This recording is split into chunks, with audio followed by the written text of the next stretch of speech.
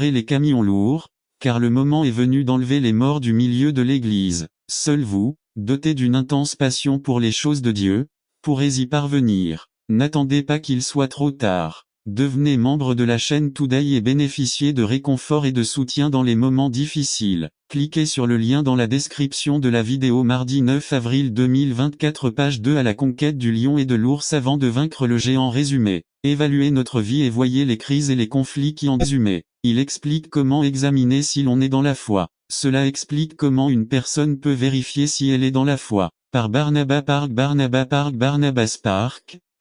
@gmail.com La vraie foi 2 Corinthiens 13:5 Nous avons commencé notre travail ici il y a 4 ans. Depuis le début de notre travail, de nombreuses personnes sont décédées. Certains sont restés, mais la plupart sont partis. Ce n'est pas seulement un problème pour notre Église. Est-ce un problème courant parmi les églises évangéliques? Entre 1991 et 1995, 37 836 personnes ont été baptisées parmi les églises membres de la Convention baptiste nationale. Près de 40 000 personnes ont été baptisées, mais parmi les 37 836 personnes baptisées, il ne restait que 9 513 personnes. Autrement dit, pour 100 baptisés, il ne restait que 26 personnes dans l'église. Pourquoi les gens ne restent-ils pas? Il y a définitivement des gens qui perdent tout intérêt dans les choses de Dieu. Jésus-Christ a dit, beaucoup abandonnent foi 1 Timothée 4:1 mais l'Esprit dit clairement que ces derniers temps, certains ont apostasié de foi. Je pense qu'il y a une autre raison.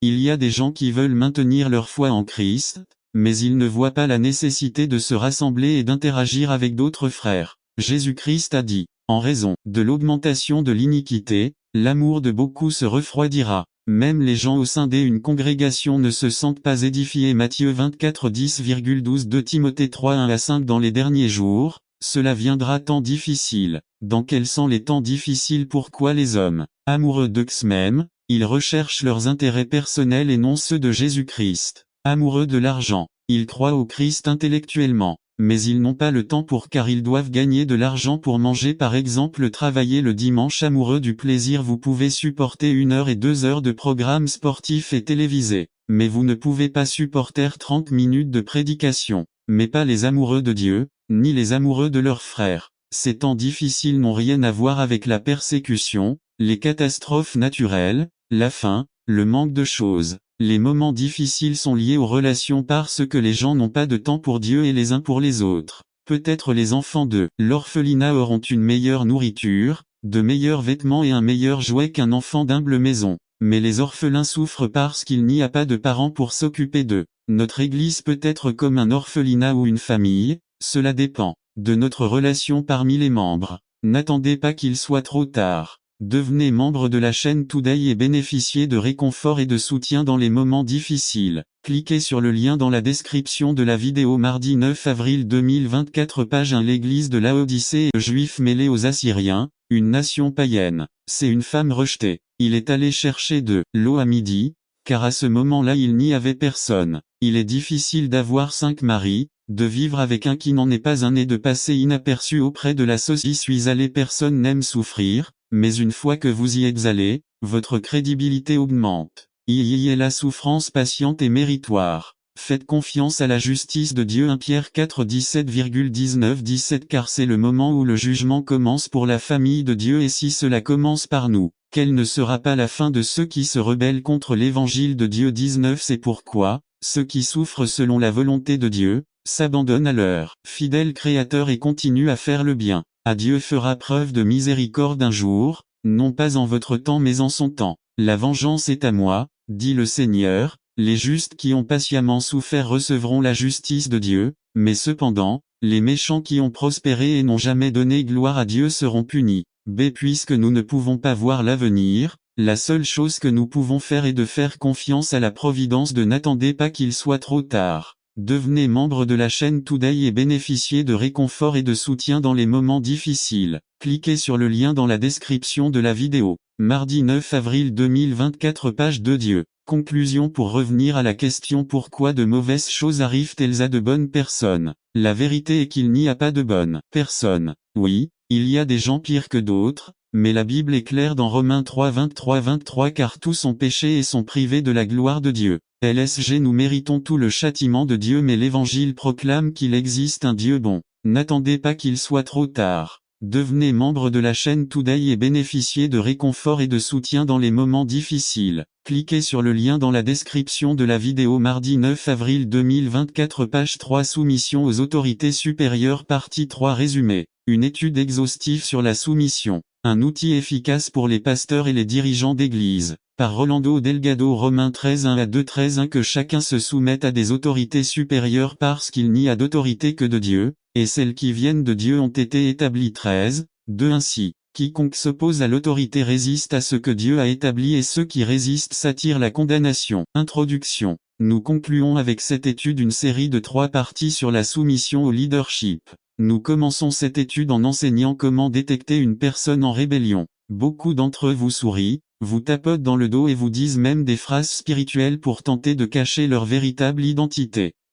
Comment détecter une personne en rébellion? Une personne en rébellion peut rapidement s'identifier au sein de n'importe quel groupe.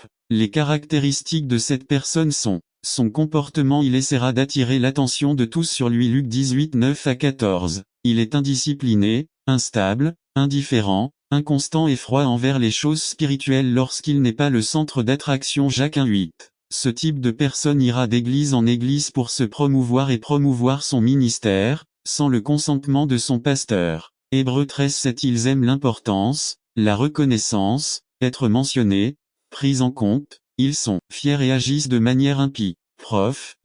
Mettez des mots sur ces pensées et élevez-les en prière vers Dieu sous la forme d'une prière. Tout le reste commencera à prendre un sens. Vos paroles deviendront des actions, des habitudes, du caractère et enfin votre destin. N'attendez pas qu'il soit trop tard. Devenez membre de la chaîne Today et bénéficiez de réconfort et de soutien dans les moments difficiles. Cliquez sur le lien dans la description de la vidéo. Mardi 9 avril 2024 page 2 Membres les uns des autres. Résumé. Dieu veut que nous prenions le temps de méditer sur notre état spirituel et de réfléchir à ce que Dieu dit de nous. Par Eduardo Quintana Membres les uns des autres Romains 12:1 C'est pourquoi, frères, je vous supplie, par la miséricorde de Dieu, d'offrir vos corps comme un sacrifice vivant, saint, agréable à Dieu, ce qui est votre culte rationnel. Ne vous conformez pas à ce monde, mais soyez transformés par le renouvellement de votre esprit, afin de prouver quelle est la volonté bonne, agréable et parfaite de Dieu. 3 Je dis donc, par la grâce qui m'a été donnée, à chacun qui est parmi vous, de ne pas avoir une plus grande estime de lui-même qu'il ne devrait l'avoir, mais de penser à lui-même, avec sagesse, selon la mesure de la foi qu'il a en Dieu distribuée à chacun 4/4, de même que dans un seul corps nous avons plusieurs membres, mais que tous les membres n'ont pas la même fonction. 5 De même nous, étant plusieurs, sommes un seul corps en Christ, un et tous membres les uns des autres un. Arrêtez d'agir comme tout le monde autour de vous. Ce n'est pas tant que vous arrêtez de faire des choses que vous commencez à faire des choses qu'ils n'aiment pas. Aimez vos ennemis. Nous devons changer notre façon de penser. Dieu veut que vous changiez votre vie avant d'essayer de changer les autres. Comment penser à nous? Verset 3 La première chose que Dieu veut que nous fassions, c'est de penser à nous-mêmes. Beaucoup pensent qu'en tant que chrétiens, vous ne devriez pas penser à vous-même, mais Dieu dit de vous examiner, de réfléchir à votre état spirituel et de vous évaluer en tant que chrétien. Qu'il n'a pas une meilleure opinion de lui-même qu'il ne devrait l'avoir. Il existe 2 types de personnes qui font cela, ceux qui sont vaniteux et ceux qui se rabaissent. Les 2 sont des formes de fierté. C'est une façon de faire semblant d'être humble. 3 Beaucoup prennent des décisions ou s'évaluent en fonction de ce qu'ils ressentent à ce moment précis. Mais les sentiments sont si variables et changeants qu'il serait absurde de se juger en fonction de ce que l'on ressent. Vous ne devez pas vous évaluer en fonction de vos sentiments. Les sentiments ne sont pas mauvais, mais vous ne devez pas baser votre analyse de vous-même sur eux. Comment dois-je alors m'analyser? Vous devez le faire en fonction de la façon dont Dieu vous voit. C'est la réalité. 4 N'attendez pas qu'il soit trop tard. Devenez membre de la chaîne Today et bénéficiez de réconfort et de soutien dans les moments difficiles. Cliquez sur Être. Hébreux 10:19 C'est pourquoi, frères, par le sang de Jésus, nous avons toute liberté d'entrer dans le lieu très saint. Nous avons tous maintenant le privilège d'avoir un accès direct à Dieu. Nous n'avons pas besoin de confesser nos péchés à un chef spirituel, nous n'avons pas besoin de prier Dieu par l'intermédiaire d'un saint ou apôtre du Christ Jésus par la volonté de Dieu. LSG Oui, nous revenons encore à travers le thème incontournable de la volonté de Dieu. Mais ma bien-aimée, Nous ne pouvons pas ouvrir la parole de Dieu sans échapper à sa volonté. Chaque mot, chaque verset, chaque chapitre et chaque livre sacré contient dans ses archives la volonté du Créateur. La volonté de Dieu est l'assurance et la crédibilité que nous sommes dans le royaume, non pas par notre propre choix, mais par la volonté de Dieu. C'est ce que dit la Bible dans Jacques 1, 18. De sa propre volonté, il nous a fait naître par la parole de vérité. N'attendez pas qu'il soit trop tard. Devenez membre de la chaîne Today et bénéficiez de réconfort et de soutien dans les moments difficiles. Cliquez sur le lien dans la description de la vidéo. Mardi 9 avril 2024 page 1. Nous sommes là où nous sommes par la volonté de Dieu, nous sommes ce que nous sommes aujourd'hui par la volonté de Dieu. Par conséquent, rien, si ce n'est la puissante conviction que, par la volonté de Dieu pour nos vies, ne peut faire de chacun de nous les ministres d'une nouvelle alliance, des hommes et des femmes consacrés et voués au service de Dieu, et cela au-dessus de toute circonstance et même de nous-mêmes. C'est pourquoi l'apôtre proclame son apostolat et son appel au ministère divin comme un produit de la volonté de Dieu. Cela nous rappelle que si vous avez été ou serez mis au défi de servir ensemble dans notre Église, ce n'est pas parce que vous avez simplement répondu à notre enquête, ou parce que vous avez les compétences requises, ou parce que le pasteur ou certains diacres vous aiment. Si vous êtes interpellé, c'est parce que nous avons prié à l'oratoire, dans la chaîne de prière les lundis et mercredis pour que Dieu mette dans votre cœur à la fois le vouloir et le faire pour sa bonne volonté. La partie la plus louable de la vie de chaque croyant est la soumission à cette bonne volonté, c'est-à-dire qu'elle est dans son essence pleine de bonté et que c'est ce qui donne un but à la vie. La volonté de Dieu plaît, elle produit la complaisance, elle apporte le contentement. La volonté de Dieu est parfaite, c'est-à-dire qu'elle est excellente et conforme au dessein de Dieu. C'est donc le facteur le plus solide de notre unité et de la mission qui nous a été confiée. Ce que nous faisons, nous le faisons parce que nous comprenons et sommes sûrs que c'est la volonté de Dieu. Et c'est précisément contre cette volonté que nous nous retrouvons toujours à lutter. C'est contre cette volonté que notre ancienne vie se bat et refuse de se soumettre. James Cran a écrit: notre monde serait bien meilleur et l'Église aurait de bien meilleurs serviteurs si tous les disciples du Christ se souvenaient que répondre à l'appel qui nous invite à faire la volonté de Dieu n'est pas répondre à un commandement rigide et inflexible, mais c'est plutôt, comme le dit Paul, l'aventure joyeuse du don de soi. Je crois que c'est la clé pour rester ensemble et en mission jusqu'au bout. Nous devons comprendre que ce que Dieu nous invite à faire, c'est de faire sa volonté et non de désirer ou d'exercer une position. Dieu nous invite à donner de nous-mêmes pour devenir ministres du Christ. Ainsi, mon frère bien-aimé, lorsque l'Église, le corps du Christ, vous défie et donne son vote favorable, c'est une indication que Dieu vous appelle. Mais la loi a été introduite pour que le péché abonde, mais quand le péché a abondé, la grâce a surabondé davantage. Il nous a-t-il accordé des finances? Phil 4:19 Mon Dieu pourvoira à tous vos besoins selon sa richesse et avec gloire en Jésus-Christ. 2. Pourquoi ces bénédictions viennent à Dieu est fidèle à sa parole. Ésaïe 55:10 Ainsi en sera-t-il de ma parole qui sort de ma bouche. Il ne me reviendra pas vide, mais il fera ce que je veux et il prospérera dans ce pourquoi je l'ai envoyé. Dieu ne peut pas se renier. Nombre 23:19 Dieu n'est pas un homme pour mentir, ni un fils d'homme pour se repentir. Il a dit, et ne le fera-t-il pas? Il a parlé, et ne l'exécutera-t-il pas? C'est Dieu est plein de miséricorde. Ilam 3:22-23 Par la miséricorde du Seigneur, nous ne sommes pas consumés, car ses miséricordes ne manquent jamais. Ils sont nouveaux chaque matin. Grande est ta fidélité. Conclusion. N'attendez pas qu'il soit trop tard. Devenez membre de la chaîne Today et bénéficiez de réconfort et de soutien dans les moments difficiles. Cliquez sur le lien dans la description de la vidéo. Mardi 9 avril 2024 page 2 Les promesses de Dieu pour son peuple résumé. Ce que Dieu promet à son peuple. Par Lauro C. Hernandez Les promesses de Dieu à son peuple 2 Cor 7, 1 C'est pourquoi, bien-aimés, puisque nous avons de telles promesses, purifions-nous de toute souillure de la chair et de l'esprit, perfectionnant la sainteté dans la crainte de Dieu. Introduction.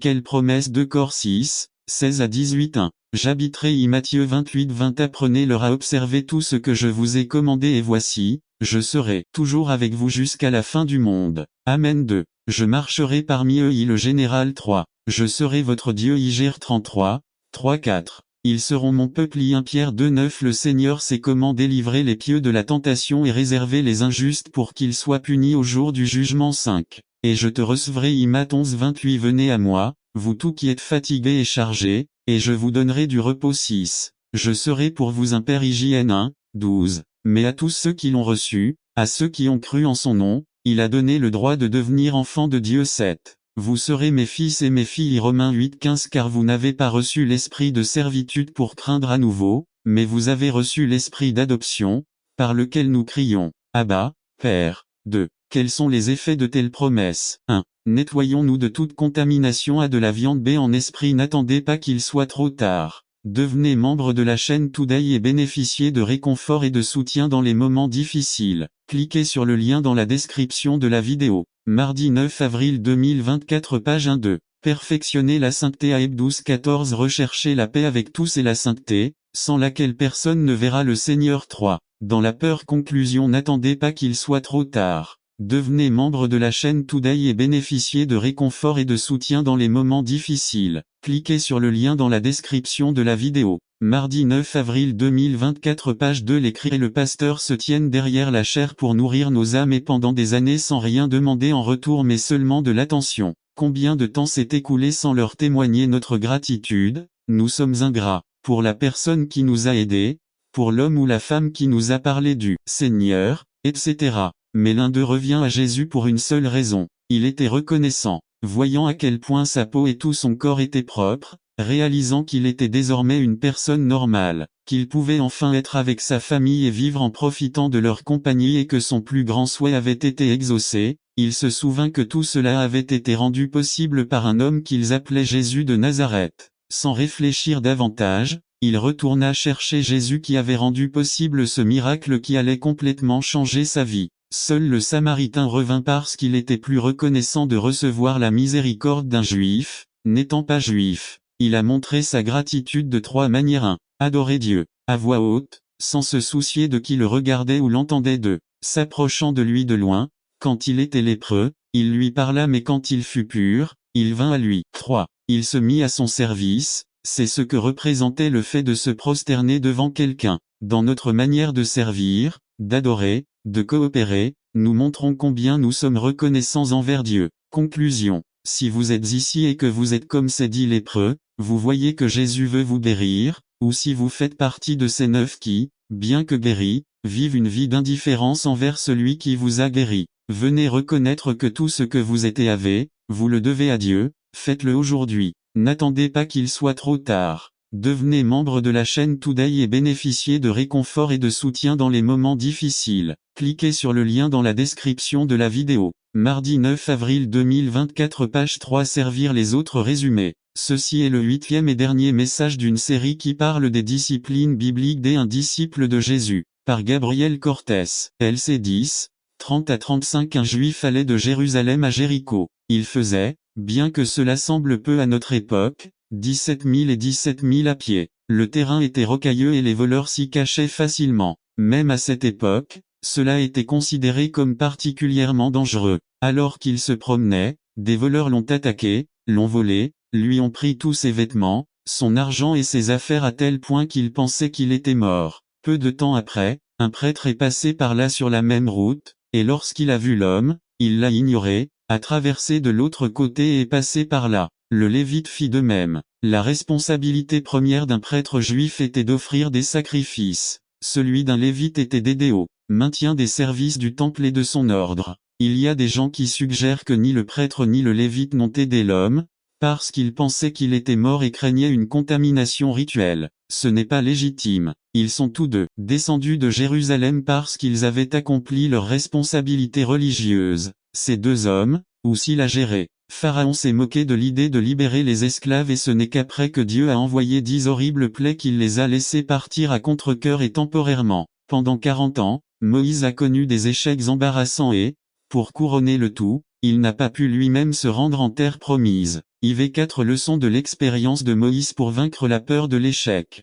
Comprenez que la peur est normale, cela peut être positif. Il était naturel que Moïse ait peur. Nous devons comprendre que cette peur est normale et qu'elle constitue parfois une réaction appropriée. Dieu peut l'utiliser pour le bien. La peur est normale et constitue également un facteur de motivation positif pour la préparation. B. Affrontez votre peur, ne laissez pas la peur de l'échec vous empêcher de prendre des risques. Si vous faites la volonté de Dieu, n'ayez pas peur de l'échec. Faites-y face et obéissez à l'appel de Dieu. Des mois après votre retour de ce voyage missionnaire, ou après avoir vu cet enfant adopté dans la crèche, ou après avoir vu vos affaires fonctionner, ou après avoir été pasteur d'une église, vous ressentirez le plaisir que Dieu soit avec vous et vous entendrez son murmure bon. Un serviteur fidèle. N'attendez pas qu'il soit trop tard. Devenez membre de la chaîne Today et bénéficiez de réconfort et de soutien dans les moments difficiles. Cliquez sur le lien dans la description de la vidéo. Mardi 9 avril 2024 page 4c Anticiper l'échec c'est une partie inévitable du succès. Le succès de Moïse n'a pas été instantané, et il n'a pas non plus été sans échec. L'échec ne signifie pas que vous êtes en dehors de la volonté de Dieu. L'échec n'est pas la fin des choses. L'échec est un tremplin inévitable vers le succès. Redéfinissez le succès en termes de faire la volonté de Dieu, plutôt que d'atteindre vos propres normes. Si vous déterminez le succès selon les normes de ce monde, vous serez conquis par la peur ou finalement découragé. Les pensées de Dieu ne sont pas nos pensées. Leurs voies ne sont pas les nôtres. Toutes les craintes de Moïse étaient basées sur ses propres normes, et tous les succès de Moïse étaient basés sur les normes de Dieu. Nous devons définir le succès en termes d'obéissance à l'appel de Dieu, plutôt qu'en termes d'une quelconque bannière personnelle. Conclusion: il est possible que le monde vous voie et pense que vous êtes ensemble. Vous êtes impressionnant. Mais vous savez au fond que vous n'avez pas vraiment tout. Vous faites face à la tentation, au péché et à l'échec. Pourquoi ne donnez-vous pas votre vie au Christ et ne le laissez-vous pas faire quelque chose de significatif dans votre vie?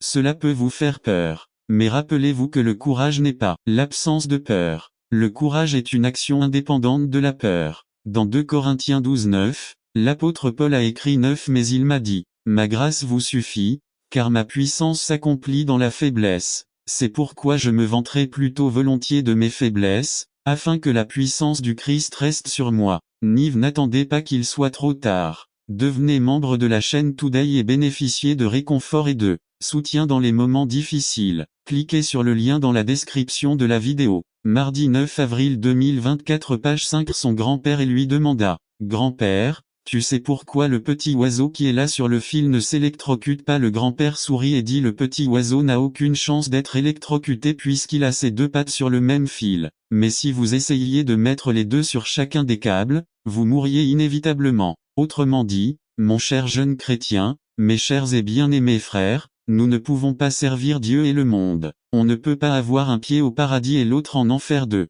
Ils sont plus attirés par les choses du monde que par les choses de Dieu v16, car aucune des choses du monde, les mauvais désirs du corps, la convoitise des yeux et l'arrogance de vie, qui vient du Père v16, le danger le plus éminent pour nos jeunes, et même pour nous tous qui connaissons le Seigneur, est de vouloir temporiser avec le monde, en adaptant ces normes de telle manière que la différence entre un jeune chrétien mondain et un jeune chrétien totalement inconverti est presque nulle. Puisque rien de ce qui est dans le monde ne vient du Père, j'en souligne les péchés typiques du monde. 2.1 La convoitise de la chair. Cela n'a rien à voir avec les désirs naturels de notre corps physique comme la soif, la faim, le sommeil, etc. Les désirs de la chair vont bien au-delà des péchés sexuels. Du point de vue biblique, c'est cette partie de notre nature qui, dépourvue de Dieu et de la grâce salvatrice de Jésus-Christ, devient une cible facile pour le péché. Les convoitises de la chair incluent toutes les ambitions mondaines et tous les petits désirs. C'est juger les choses du point de vue du relativisme et des normes purement humaines. C'est déifier les plaisirs humains, c'est vivre une vie contrôlée par les sens, par les instincts vils de l'homme. C'est un relâchement moral, c'est un mépris de toutes les valeurs spirituelles. Le désir de la chair est aveugle, inattentif et oublieux des commandements, jugements et réglementations divins. Cela nous amène au point le plus critique de la vie de l'homme, ignorer l'existence même de Dieu. 2.2 Le désir des yeux. CH dit que c'est se laisser captiver par l'apparence superficielle. C'est ne pas pouvoir voir quoi que ce soit sans le vouloir et une fois acquis, cela est montré aux autres avec fierté. C'est se vendre aux choses visibles, temporelles et antérieures, oubliant ainsi celles qui sont invisibles et éternelles. Aujourd'hui, le désir des yeux est alimenté par toutes les ordures du cinéma hollywoodien. Il n'y a pas un seul film qui soit exempt de scènes où des hommes et des femmes sont impliqués dans des relations sexuelles illicites, des violences, des homicides, des vols et des mensonges. On a les yeux grands ouverts devant ces talk shows où sont présentés des cas comme « N'attendez pas qu'il soit trop tard ». Devenez membre de la chaîne Today et bénéficiez de réconfort et de soutien dans les moments difficiles. Cliquez sur le lien dans la description de la vidéo. Mardi 9 avril 2024, page 3. Exemple: une fille qui tombe amoureuse du beau-père, ou la mère tombe amoureuse du gendre, ou les beaux-frères tombent amoureux l'un de l'autre, ou les personnes de même sexe, les couples déclarent publiquement qu'ils sont amoureux. Tout cela sous l'étiquette c'est une question de choix. Où sont les principes? Où sont les valeurs? Mon cher jeune homme, même si nous vivons dans un monde de sac, l'antagoniste est infatigable dans ses projets, il est vengeur, calculateur, manipulateur. Il n'abandonne pas facilement jusqu'à ce que sa soif de vengeance soit assouvie. Il est toujours à la recherche de nouveaux adeptes qui accepteront sa propagande censurée sur le leadership.